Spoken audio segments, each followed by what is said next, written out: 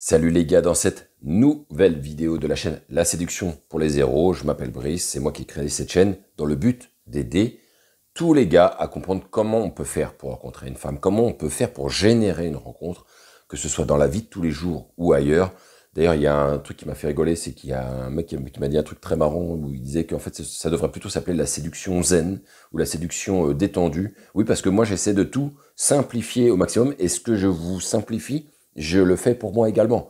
Et je voudrais qu'on retire toute cette cloche de complexité où on pense, et je l'ai pensé moi aussi par le passé, que c'est très dur de faire une rencontre, que c'est le parcours du combattant, qu'il faut avoir des aptitudes de base déjà en tant qu'homme, qu'il faut être très bon avec les femmes de base, qu'il faut avoir les bonnes cartes dès la naissance. Non, ici on balaye tout ça les gars.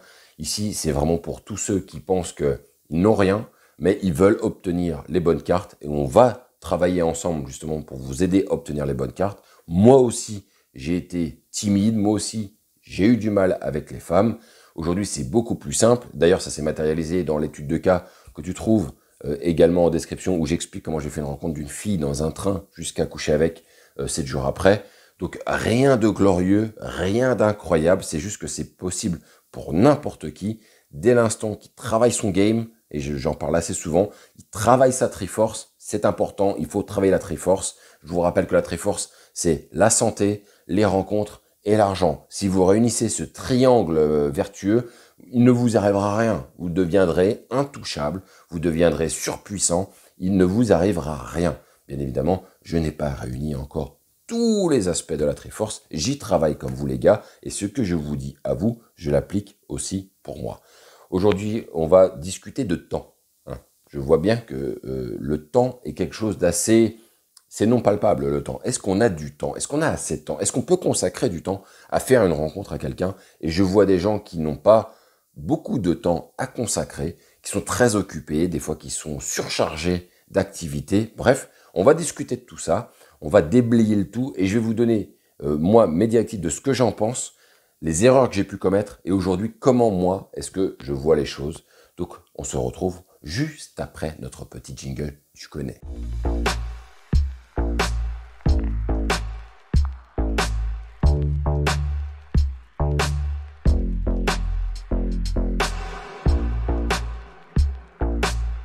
Alors pourquoi est-ce que je vous parle de temps? Parce que je l'ai vu notamment dans le canal Telegram, mais je le vois aussi dans la vie de tous les jours, avec des gens que je connais personnellement. On vit aujourd'hui dans une époque, on est en 2022, d'ailleurs c'est bien, ça fera un petit rappel le jour où je regarde ces vidéos, je me dis, ah bah oui c'est vrai que ça a été publié en 2022, bref.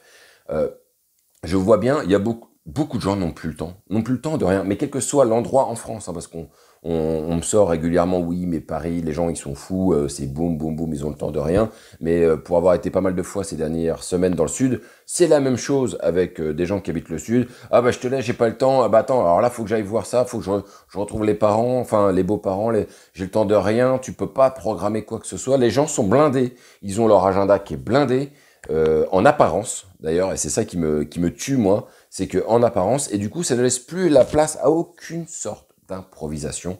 Et je vais vous dire ce qu'il en est, ce que j'en pense, et pourquoi les gens se trompent autant.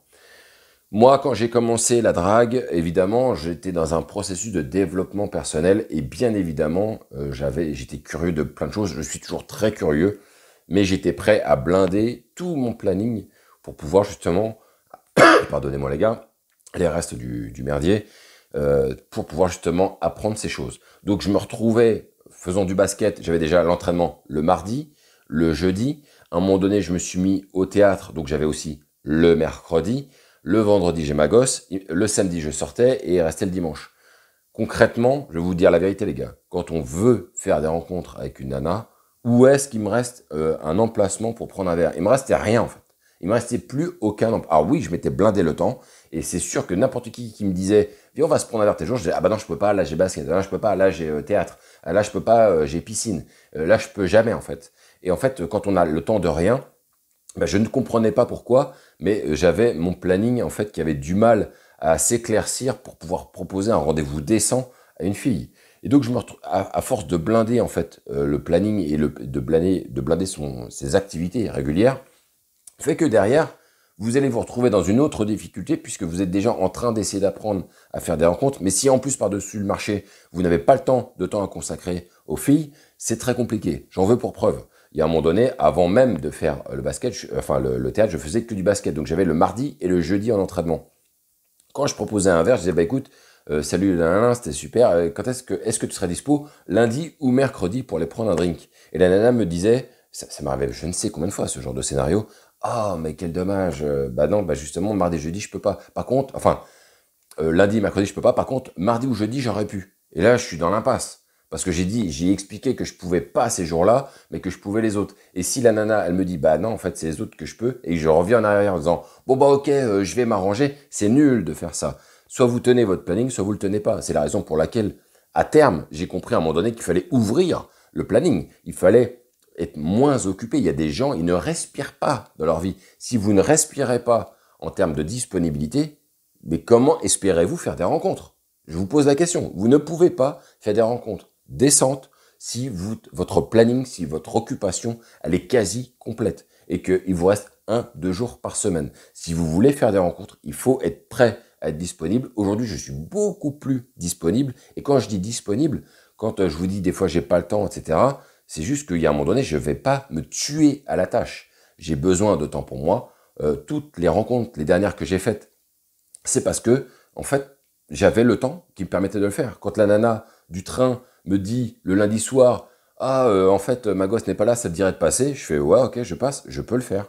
Il y en a d'autres qui auraient dit, ah, mais quel dommage, ça tombe vraiment mal, parce que j'avais ça à faire, du coup, ce sera pas possible. Et ça recule sur une semaine, sur 2 semaines, et patatras, et ça nous claque dans les pattes. Là, je lui dis, bah oui, je suis dispo ce soir, bah écoute, je passe, je suis passé chez elle, on a couché direct. Voilà, fin de game, en fait.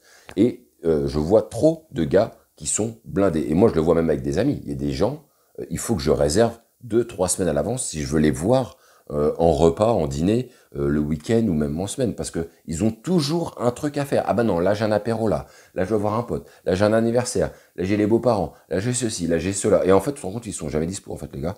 Et que ça devient, suivant la place qu'ils vont t'allouer, toi, dans ce qui reste. Tu vois ce que je veux dire? Et c'est pas bon, en fait. Moi, ça me donne même pas envie, à un moment donné, de recontacter les gens. Et du coup, bah, ça se perd comme ça, alors que c'est des gens que j'adore. Mais honnêtement, c'est chiant quand t'as affaire à des gens qui sont jamais dispo, qui ont jamais de temps. Et vous, dans vos rencontres, ça va être la même. La nana, quand vous allez lui dire, ah non, j'ai le temps de rien, il me reste juste des petits endroits par-ci, par-là. L'autre fois, je voyais, il y a un gars, il propose de faire un repas le midi. C'est pas productif de faire un repas le midi ou d'aller prendre un café le midi. Moi, je suis contre ça. Je vois pas l'intérêt de faire ça, mais si la personne, il ne lui reste plus que cet espace, bah, il va le tenter, mais ça va pas changer grand-chose à l'affaire, c'est que ça va être dur de matérialiser cette rencontre en proposant de se voir entre midi et 2.